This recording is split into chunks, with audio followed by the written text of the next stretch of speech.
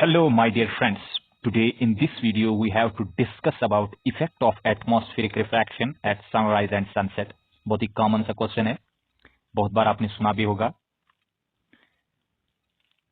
चलिए आज हम इस क्वेश्चन को, इस कंसेप्ट को बड़े अच्छी तरीके से समझने की कोशिश करेंगे कि इस एटमॉस्फेरिक रिफ्रैक्शन जो यहाँ पे होता है सनराइज और सनसेट में, ये किस तरीके से होता है, क्या इसमें प्रोसेस होती है। इससे पहले मैं एक कंसेप्ट आपको बताना चाहूंगा।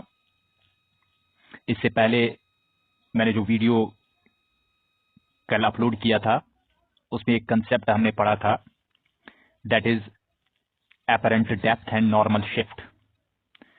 उसके बारे में एक जानकारी यहां पे देना चाहता हूं। देखिए कंसेप्ट क्या है, बड़ा अच्छा कंसेप्ट है। जब भी हमारे पास ऑब्जर्वर जो होता है, अगर वो रियरर मीडियम में होगा, रिमेंबर अगर वो रियरर मीडियम में होगा and object is in denser medium. मैं आपको एक एग्जांपल भी यहां पे बता रहा हूं कि सपोज एक बर्ड है और उसके बाद एक फिश है। सपोज ये पानी है, यहां पे इस तरीके से पानी है, इसमें हमारे पास फिश है और यहां पे कोई आदमी बैठा है। आई होप ये बात आपको समझ आ गई होगी। चलिए कोई बर्ड है, हम आदमी की बात नहीं करेंगे, यहां पे बर्ड की बात हो रही है, तो यहां पे बर्ड है। ऐसे हमारे पास एक बर्ड है, वो इस फिश को देख रहा है, लेकिन याद रखना यहां पे ऑब्जेक्ट जो हमारे पास है वो ऑब्जेक्ट कहां पे है, वो तो वाटर में है। इसको हम डेंसर मीडियम कहेंगे। ये हमारे पास है डेंसर मीडियम और ये हमारे पास है रियरर मीडियम। आई होप इतनी सी बात आपको समझ आ गई होगी। तो इस बर्ड को, to a bird the fish appears to be nearer than the actual depth. जो फिश यहां पे है ये उसको बिल्कुल नजदीक दिखेगा, यानी ये जो बर्ड है, मैं फिर से बताना चाहूंगा, फिश इसको नजदीक दिखेगा, अपीयर उसको हो जाएगा नजदीक, लेकिन हालांकि फिश जो होगा, जो फिश यहां पे होगी वो कहां पे होगी, वो थोड़ी डेप्थ में होगी। तो यहां पे ये जो शिफ्ट हो रहा है ना, इसी को हम लोग बोल रहे हैं नॉर्मल शिफ्ट। तो मैंने क्या बताया आपको कि बर्ड जो हमारे पास है, ये बर्ड है, बर्ड को अपीयर हो जाएगा, ये जो फिश है उसको दिखेगा, फिश बहुत नजदीक है, हालांकि फिश जो है वो थोड़ी बहुत नीचे होगी। थोड़ा सा शिफ्ट इसमें होता है। तो इस चीज को हम लोग बोलते हैं, that is actually known as the normal shift. क्या बोलते हैं इसको? Normal shift. आई होप ये बात तो आपको समझ आ गई हो। अब यहां पे देखिए, अब अगर हमारे पास ऑब्जर्वर जो है, ये तो हमारे पास था ऑब्जर्वर, ये था ऑब्जर्वर जो बर्ड था, ऑब्जेक्ट हमारे पास यहां पे था। लेकिन अगर अब उल्टा होगा, यानी यहां पे वाटर है, इस तरीके से वाटर है और यहां पे ही ऑब्जर्वर होगा, यानी वाटर में ऑब्जर्वर होगा। ये हमारे पास डेंसर मीडियम है और ये हमारे पास है रियरर मीडियम। अब देखिए यहां पे हमारे पास ऑब्जेक्ट जो है वो हमारे पास यहां पे है, यानी इसको ऑब्जेक्ट माना जाएगा। ऑब्जेक्ट हमारे पास है रियरर मीडियम में और जो हमारे पास ऑब्जर्वर है वो हमारे पास है डेंसर मीडियम में। आई होप ये बात तो आपको क्लियर समझ आ गई होगी।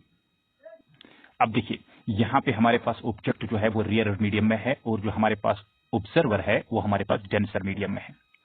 टू ए फिश, जो फिश यहां पे है, अब देखिए यहां पे एक्चुअली फिश है, तो फिश तो आपको पता ही है, ये तो पहले ही मैंने बताया था, ये हमारे पास डेंसर मीडियम में है। तो फिश जो है, to a fish the bird, जो बर्ड हमारे पास है, बर्ड कहां पे है, ये हमारे पास बर्ड है, क्योंकि आपको पता है बर्ड हमारे पास यहां पे रियरर मीडियम में। तो फिश जो है जब वो बर्ड को देखेगी ना, अपीयर्स टू बी फार्दर, उसको बर्ड लगेगा बहुत दूर है देन द एक्चुअल हाइट, लेकिन वो थोड़ा नजदीक होगा,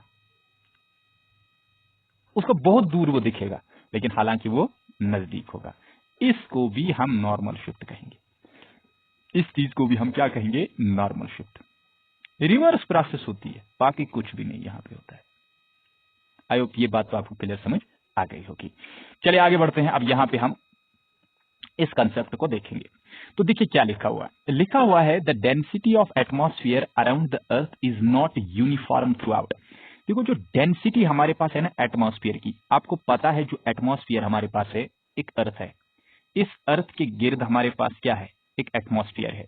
इस तरीके से एटमॉस्फेयर हमारे पास है, लेकिन ये जो एटमॉस्फेयर है ना, ये डिफरेंट लेयर्स का बना हुआ होता है। क्या होता है? डिफरेंट लेयर्स का बना हुआ होता है। ये अर्थ हमारे पास है।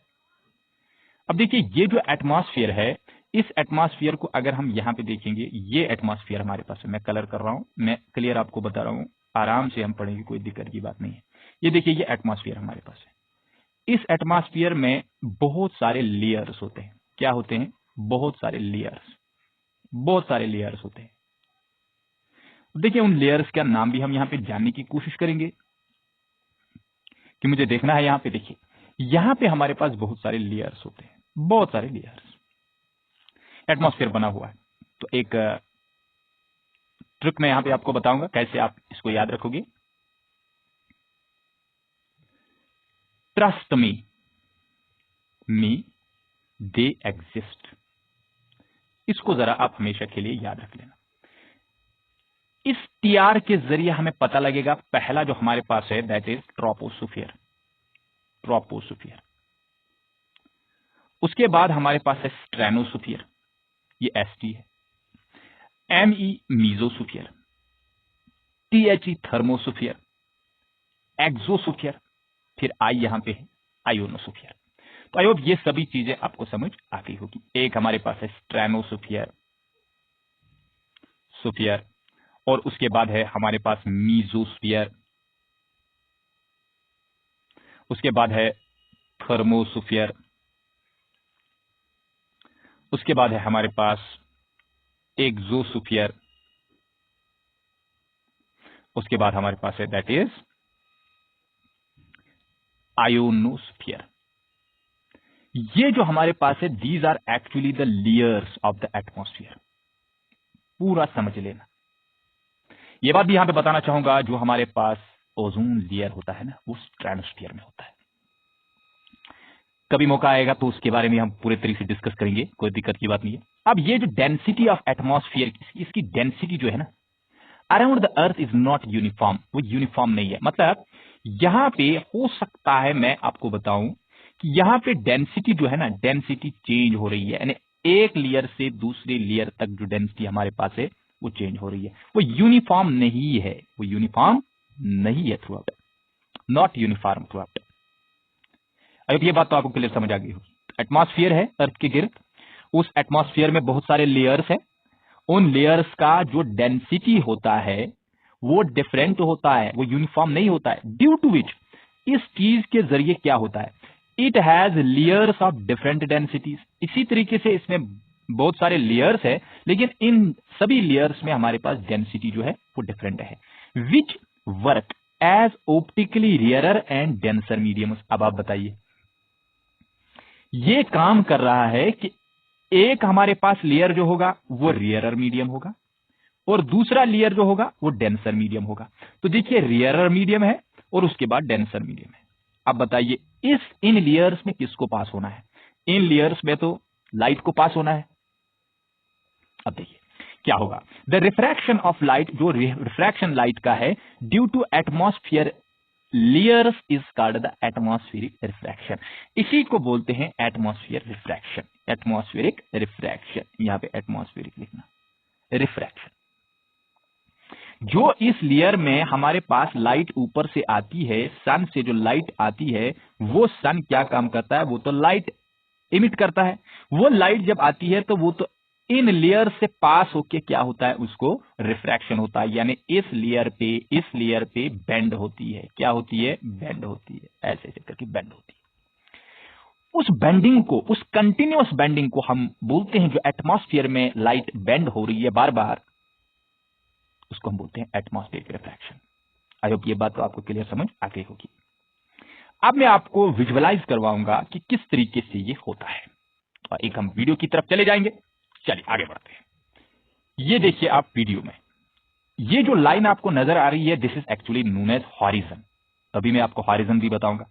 देखिए, ये ऑप्टिकल डेंसिटी जो है ना, ये डिक्रीज हो रही है जब हम ऊपर की तरफ जाएंगे। जब हम अर्थ से ऊपर की तरफ जाएंगे तो हमारी जो ऑप्टिकल डेंसिटी होती है वो डिक्रीज हो रही है। आगे बढ़ते हैं। अब यहां पे मैं आपको बताऊंगा कि लाइट जो हमारे पास है, due to the refraction of, देखो यहां से मैं आपको बताऊंगा कि ये जो हमारे पास ऊपर की तरफ अगर हम जाएंगे तो मिसाल के तौर पर मैं आपके लिए यहां पे एक फिगर बनाऊंगा, फिर से देखिए आपको क्लियरली पता चल जाएगा। तो चलिए यहां पे देखते हैं। देखिए ये अर्थ है, ये अर्थ हमारे पास है। अगर ये अर्थ है तो ऊपर की तरफ बहुत सारे लेयर्स है, बहुत सारे लेयर्स है। जब हम ऊपर की तरफ जाते हैं ना तो हमारी डेंसिटी जो है ना, densities but optical density decrease हो रही है। क्या हो रही है? डिक्रीज हो रही है। तो जब ऑप्टिकल डेंसिटी डिक्रीज हो रही है, इसका मतलब है कि ये यहां पे ऊपर वाला जो हमारे पास लेयर होगा, इसमें डेंसिटी क्या होगी? कम होगी। अब नीचे जो हमारे पास यहां पे लेयर होगा, इसमें डेंसिटी ज्यादा होगी। आई होप ये बात तो आपको क्लियर समझ आ गई होगी। चलिए आगे बढ़ते हैं। अब यहां पे मैं आपको आगे समझाने की कोशिश करूंगा। ड्यू टू द रिफ्रैक्शन, इस रिफ्रैक्शन के जरिए क्या होता है? देखो क्या होता है। Of sunlight from atmosphere, the sun जो हमारे पास है is visible a little before the actual sunrise and a little after the actual sunset. इस रिफ्रैक्शन की वजह से हमें क्या होता है, हमें ये पहले ही नजर आता है, लेकिन अभी सनराइज नहीं हुआ है। सन अभी राइज नहीं हुआ है, लेकिन हमें ये पहले ही दिखता है कि राइज हो गया। यानी मतलब सनराइज हो गया, आपने सोचा सनराइज हो गया, लेकिन अभी उसको कुछ टाइम है, जब वो एक्चुअल में राइज करेगा। मतलब कुछ टाइम अभी है उसके पास, वो पहले ही हमें दिखता है। And little after the actual sunset, हमें दिखा कि सन जो है वो सेट हो गया, डूब गया। बट एक्चुअली क्या होता है, अभी कुछ टाइम होता है डूबने में। ये जो actual sunrise means the actual crossing the horizon by the sun. ये जो एक्चुअल है ना, कि एक्चुअल में क्या है? एक्चुअल में होता है कि जो ये हॉरिजन होता है ना, हॉरिजन, इस लाइन को हम हॉरिजन बोलते हैं। अब मैं आपको हॉरिजन के बारे में बताऊंगा, हॉरिजन में क्या आप ध्यान रखोगे। हॉरिजन वो एक लाइन है, अपरेंट लाइन है, जिस पॉइंट पे हमें दिखेगा कि स्काई और अर्थ जो है, जो लैंड है, ये मीट हो रही है। एक पॉइंट आपको समझ आ गया। दूसरा पॉइंट मैं आपको बताऊंगा, ये एक अपरेंट जंक्शन है, इसको हम अपरेंट जंक्शन बोलेंगे, अपरेंट जंक्शन बोलेंगे। किस किस के दरमियान है ये जंक्शन? एक तो ये स्काई के दरमियान है, और साथ में है लैंड के दरमियान। आपने देखा होगा, मैं आपको एक मिसाल बताऊंगा। आप सुबह सवेरे उठिए, आप उस जगह जाइए जहां पे कहीं पे पहाड़ नजर ना आए, बिल्कुल प्लान जगह हो। वहां पे आपको बहुत दूर आप नजर मारोगे, जहां पे आपको स्काई और लैंड, स्काई और वाटर आपको दिखेगा ना, ये मिला हुआ है, बट एक्चुअली में मिला हुआ नहीं है। लेकिन अगर दिखेगा आपको, उस अपीरेंट लाइन को हम लोग बोलते हैं, that is known as horizon. उसको क्या बोलते हैं? हॉरिजन बोलते हैं। आई होप आपको बात समझ आ गई होगी। चलिए हम वीडियो की तरफ देखते हैं कि किस तरीके से सन जो है वो सन यहां से क्रॉस कर रहा है, इस हॉरिजन लाइन में वो क्रॉस कर रहा है। चलिए आगे बढ़ते हैं। देखिए अभी राइज नहीं हुआ, यहां से क्या करेगा, यहां से लाइट ले जाएगी, वो इस पॉइंट पे जाएगी, इस जो हमारे पास लेयर है, इस लेयर पे वो बेंड होगी, इस तरीके से बेंड होगी। तो अब हम एक्चुअल में कहां देखेंगे? देखो इसको बैकवर्ड हम प्रोड्यूस करेंगे। ये जो हमारे पास कर्व्ड लाइन है ना, इसको हम बैकवर्ड प्रोड्यूस करेंगे। जब हम इसको बैकवर्ड प्रोड्यूस करते हैं, देखिए बैकवर्ड प्रोड्यूस कर लिया हमने इस तरीके से, तो हमें यहां पे एक्चुअली सनराइज होगा। This is actually the apparent position of the sun, but this is actual position of the sun. ये है एक्चुअल पोजीशन, और अपरेंट पोजीशन हमारे पास ये है। अभी मैं आपको बताऊंगा ये क्या है। आई होप ये बात तो आपको क्लियरली समझ। चलिए आगे बढ़ते हैं। अब मैंने आपको क्या बताया कि यहां पे हमारे पास लाइट जो है, अब देखिए लाइट मैं आपको बताऊंगा जरा यहां पे किस तरीके से क्या हो रहा है। यहां पे हमारे पास लेयर्स है, ये हमारे पास लेयर्स है, एटमॉस्फेरिक लेयर की मैं बात कर रहा हूं, ये हमारे पास लेयर्स है। अब देखिए यहां पे हमारे पास, यहां मैं आपको बताऊंगा, this is actually known as the horizon. अब इस सन को यहां पे आप मानिए, ये हमारे पास सन है, बहुत सारी बातें इसमें करनी है हमें। देखो क्या होता है, लाइट यहां चली गई, मुझे बताओ यहां पॉइंट पे ये जो ऊपर वाला पोर्शन है ना, ये वाला लेयर, ये डेंसर होगा या रेयरर? ये तो होगा रेयरर, ये तो होगा डेंसर एज कंपेयर टू ऊपर वाला। तो फिर यहां पे बेंड होगा ना नीचे की तरफ, यानी it will bend towards the normal. अब पहुंच गया यहां पे भी क्या होगा, यहां पे भी हमारे पास it will bend towards the normal. ये तो टुवर्ड्स द नॉर्मल ही चला जाएगा, हो जाएगा ना टुवर्ड्स द नॉर्मल। यहां से नॉर्मल हम डालेंगे, ऐसे नॉर्मल डालेंगे, फिर ये बेंड हो जाएगा टुवर्ड्स द नॉर्मल। क्यों बेंड हुआ टुवर्ड्स द नॉर्मल? क्योंकि रियरर टू डेंसर। अब ये रियरर माना जाएगा और ये डेंसर माना जाएगा, क्योंकि मैंने आपको बोला जब हम अर्थ से ऊपर की तरफ जाते हैं, यानी ऊपर की तरफ जाते हैं, तो हमारी डेंसिटी जो है ना, डेंसिटी वो डिक्रीज हो रही है। यहाँ पे ऑप्टिकल डेंसिटी जो है ना, ऑप्टिकल डेंसिटी हमारे पास क्या हो रही है, डिक्रीज हो रही है। ऑप्टिकल डेंसिटी डिक्रीजेस, वो तो डिक्रीज हो रही है। आई होप ये बात आपको क्लियर समझ आ गई होगी। चलिए आगे बढ़ते हैं। अब यहां पे पॉइंट लिखा है the refractive index of air. जो हमारे पास रिफ्रैक्टिव इंडेक्स ऑफ ईयर है ना, ईयर का जो रिफ्रैक्टिव इंडेक्स है with respect to vacuum. Air और वैक्यूम, देखो पहले अगर आप ऊपर जाओगे तो कई हद तक, किसी हद तक आपके पास ईयर मौजूद होगा, लेकिन फिर आप बहुत ज्यादा ऊपर जाओगे फिर आपके पास कोई ईयर मौजूद नहीं होगा, तो वैक्यूम है। Is 1.00029, this is actually mu, इसको हम म्यू बोलते हैं। ये म्यू हमारे पास जो है, लेकिन कहां से कहां, ये है air with respect to vacuum. ये हमारे पास है air with respect to vacuum. ये देखिए इस तरीके से ये रिफ्रैक्टिव इंडेक्स हमारे पास है 1.00029 refractive index. Due to this, इसके जरिए क्या होता है, द अपरेंट शिफ्ट, जो अपरेंट शिफ्ट है ना in the position of sun, direction और पोजिशन की बात, in the direction of the sun is about half a degree. देखिए हाफ ए डिग्री मैं आपको बताऊंगा। यहां पे हमारे पास सन जो है, देखिए इसको मैंने बैकवर्ड प्रोड्यूस किया था। जब हम इसको बैकवर्ड प्रोड्यूस करेंगे इस तरीके से, मैं आपको यहां पे आपको समझाने की कोशिश करूंगा। ये देखिए, ये हमारे पास अर्थ है, ये हमारे पास हॉरिजन है, इस तरीके से हमारे पास सन है, यहां पे हमारे पास एक्चुअल पोजीशन है और यहां पे हमारे पास अपरेंट पोजीशन है। इन दोनों के दरमियान जो हमारे पास एंगल बन रहा है ना, एंगल वो हाफ डिग्री होता है। क्या होता है? हाफ डिग्री, यही बोल रहा है। Due to the apparent shift in the position of the sun is about half a degree and the corresponding time difference, जो टाइम डिफरेंस हमारे पास है between actual sunset and apparent sunset, यानी sunset, apparent sunset और apparent sunrise, actual sunset and apparent sunset, यानी हमें दिखा sunset हो गया लेकिन अभी वो एक्चुअल में नहीं हुआ। एक्चुअल सनसेट और अपरेंट सनसेट में कितना हमारे पास टाइम डिले है, दैट इज 2 मिनट। कितना टाइम है? 2 मिनट। देखिए मैं आपको बताऊंगा, सपोज ये हमारे पास है, हमें दिखेगा ये हमारे पास सनसेट हो गया, ये सनसेट हो गया, लेकिन अभी वो सेट होने में टाइम होगा। कितना टाइम उसे लगेगा अभी भी, तब वो सेट होगा, तो उसको हम बोलेंगे टाइम डिले हमारे पास कितना है, 2 मिनट का। हाफ ए डिग्री हमारे पास apparent shift in the position of the sun is about half a degree. ये हाफ डिग्री होता है, ये हाफ डिग्री होता है। और साथ में कॉरस्पॉन्डिंग टाइम डिफरेंस, जो एक्चुअल सनसेट और अपरेंट सनसेट की जो बात हो रही है, that is 2 minute. The apparent flattening, अब यहां पे देखिए, आई होप ये बात तो आपको क्लियर समझ आ गई होगी। जो अपरेंट फ्लैटनिंग है, ओव्यूल शेप जो है, अब देखिए ओव्यूल शेप हमारे पास ऐसे होती है, ऐसी जैसी होती है ओव्यूल शेप, ये इसी तरीके से।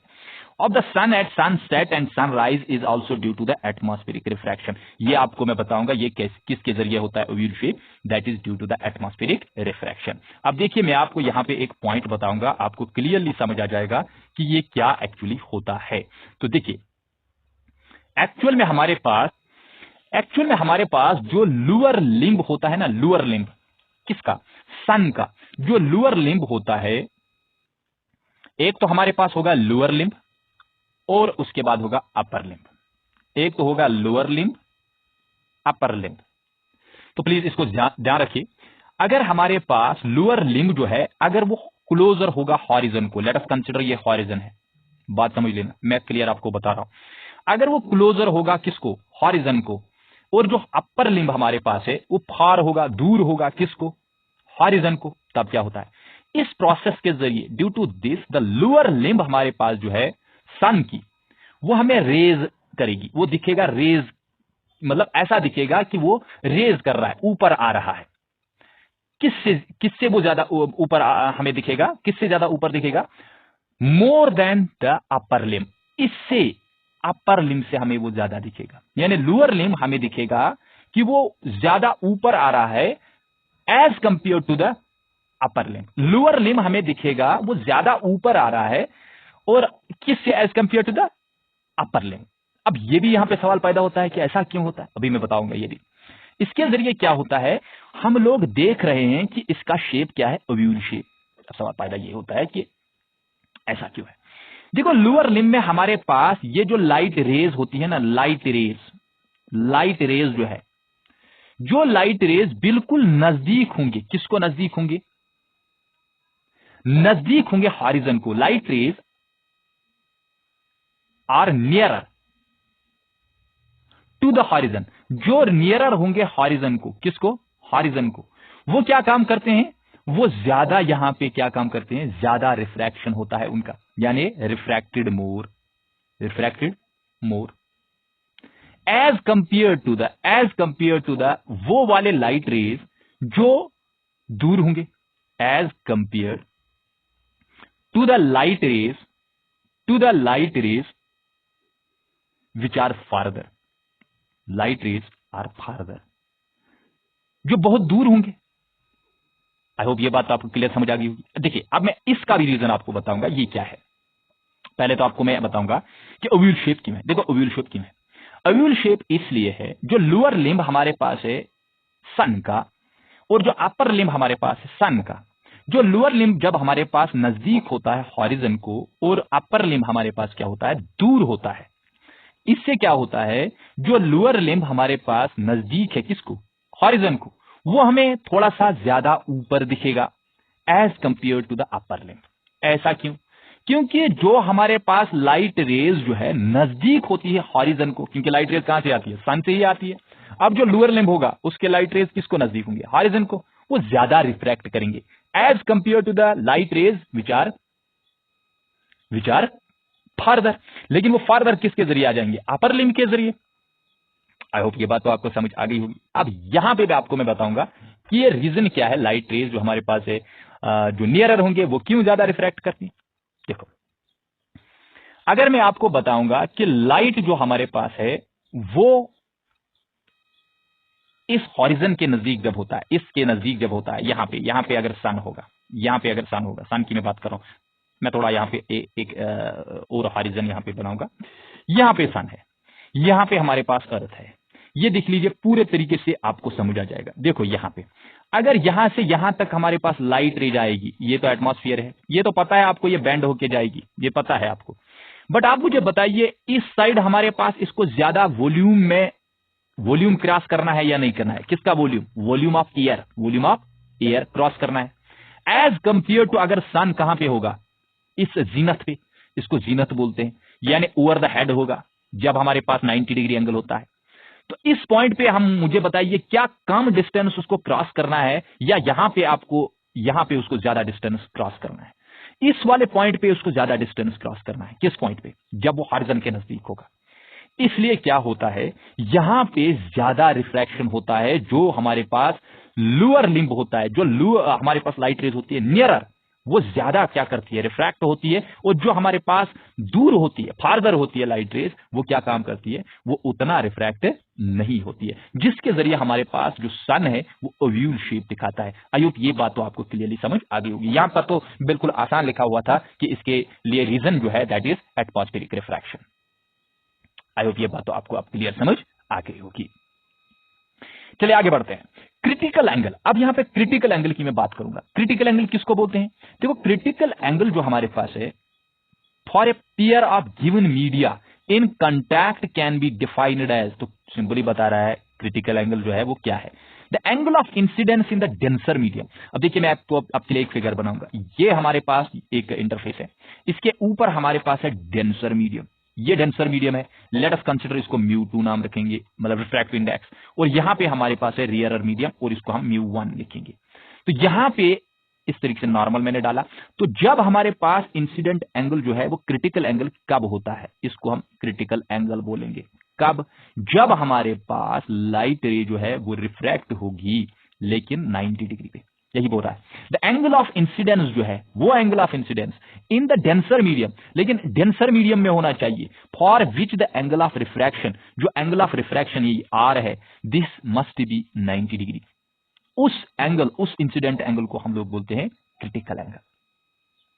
Value of critical angle depends on the nature of two media in the contact. हमारे पास जो एंगल क्रिटिकल एंगल है ये डिपेंड कर रहा है nature of the two media, यानी मीडिया पे कौन से दो मीडिया हमारे पास है उस पे ये डिपेंड कर रहा है। टाइप ऑफ मीडिया क्या है, यानी मीडिया का नेचर क्या है। अब देखिए यहां पे मैं आपको बताऊंगा, यहां पे इस पॉइंट पे हम लोग अप्लाई करेंगे सिनेलस लॉ। देखो फ्रॉम सिनेलस लॉ मैंने आपको इससे पहले भी बताया वीडियो में, आपको क्लियरली वो याद होगा। इससे पहले मैं आपको रिक्वेस्ट कर रहा हूं कि इस वीडियो को शेयर कीजिए, लाइक कीजिए और हमारे चैनल को सब्सक्राइब कीजिए ताकि हमें मोटिवेशन मिले और हम आपके लिए और ज्यादा कंसेप्ट लाएंगे। देखिए यहां पे μ2 हमारे पास है, देखो μ2 हमारे पास किसमें है, डेंसर मीडियम में, और इसमें कौन सा हमारे पास एंगल ऑफ इंसिडेंस है, दैट इज IC, इसको बोलेंगे critical angle. This must be equal to what, μ1 into साथ में होगा sin 90। ये तो आपको क्लियरली पता होगा। अब आप देखिए यहां पे हम लोग μ1 डिवाइडेड बाई μ2 को देख लीजिए किसके बराबर आ जाएगा। μ1 डिवाइडेड बाई μ2 हमारे पास बराबर आ जाएगा sin IC critical angle divided by sin of 90 degree. sin 90 तो आपको पता है, इसको तो बताने की जरूरत ही नहीं है, ये आपको पता है ये किसके बराबर होता है, 1 के बराबर होता है। तो साइन क्रिटिकल एंगल जो हमारे पास है वो इसके बराबर आ जाएगा μ1 डिवाइडेड बाई μ2। अब आप मुझे यहां पे बताइए, अगर मैं आपको बताऊं कि सपोज मैंने लिखना है μ2 डिवाइड बाई μ1, उलट के मैं लिखूंगा तो ये बनेगा ना 1 divide by sine of IC। इसमें तो कोई दिक्कत की बात है ही नहीं। चलिए इस चीज को हम लिखने की कोशिश करेंगे। मैंने आपको बोला था कि जो हमारे पास नीचे होता है उसको जरा ऊपर लिखिए और जो ऊपर होता है वो नीचे लिखिए। तो ये जो हमारे पास है this is equal to 1 divide by sine of critical angle incident जो हमारे पास एंगल है, this is actually the refractive index. अच्छा, जब हमारे पास रिफ्रैक्शन कहां से कहां हुआ, इसका मतलब होता है कि रिफ्रैक्शन कहां से कहां हुआ, refraction takes place from, refraction यहां ध्यान रखना, टेक्स प्लेस फ्रॉम कहां से, फ्रॉम कहां से, 2 to 1, 2 to 1। तो रिमेंबर इसको ध्यान रख लेना, refraction takes place from 2 to 1, denser medium to the rare medium. अच्छा चलिए यहां पे हम अब थोड़ा सा जिक्र करेंगे जो हमारे पास क्रिटिकल एंगल है वो वाटर का क्या होता है। देखो वाटर जो हमारे पास है इसका क्रिटिकल एंगल अगर हम देखेंगे तो क्रिटिकल एंगल इसका होता है that is equal to 48.75 degree. यह है इसका क्रिटिकल एंगल, जिस पे ये इंटरफेस पे ही जब इस एंगल पे अगर लाइट आ गई 48.75 डिग्री इंसिडेंट एंगल होगा तो उस वक्त जो लाइट रिफ्रैक्ट होगी वो अलोंग द इंटरफेस होगी। और ये तो हो गया वाटर का। अब मैं बताऊंगा आपको क्राउन गिलास हमारे पास है, इसका जो क्रिटिकल एंगल है वो हमारे पास है that is equal to 41.14 degree. अब देखिए और एक बताना चाहूंगा, इसको ध्यान रख लेना, ये हमारे पास है जिसको हम बोलते हैं डेंस फ्लिंट गिलास, ये भी एक टाइप है गिलास का। इसका जो हमारे पास क्रिटिकल एंगल है that is equal to 37.31 degree. उसके बाद और एक बताऊंगा that is known as diamond को तो आप जानते ही हो। देखिए इसका जो क्रिटिकल एंगल है that is equal to 24.41 degree. साथ में ये भी बताना चाहूंगा जो हमारे पास इन सभी के रिफ्रैक्टिव इंडेक्स जो हमारे पास है दैट इज, पहला वाटर है तो 1.33 होता है और इसका रिफ्रैक्टिव इंडेक्स अगर देखा जाए तो वो होता है 1.52। किसका, ये जो क्राउन गिलास है। अब अगर डेंस फ्लिंट गिलास होगा तो इसके लिए जो हमारे पास रिफ्रैक्टिव इंडेक्स होता है दैट इज 1.62 और डायमंड के लिए हमारे पास होता है 2.42। ये तो आपको मैंने इससे पहले भी बताया था जब हमने एक न्यूमेरिकल किया था। आई होप ये सभी चीजें आपको समझ आ गई होगी। कल हम एक और नया सा टॉपिक ले लेंगे और उसमें हम कुछ नए से कंसेप्ट उसको सीखेंगे। तब तक के लिए अल्लाह हाफिज, thank you to all of you, God bless.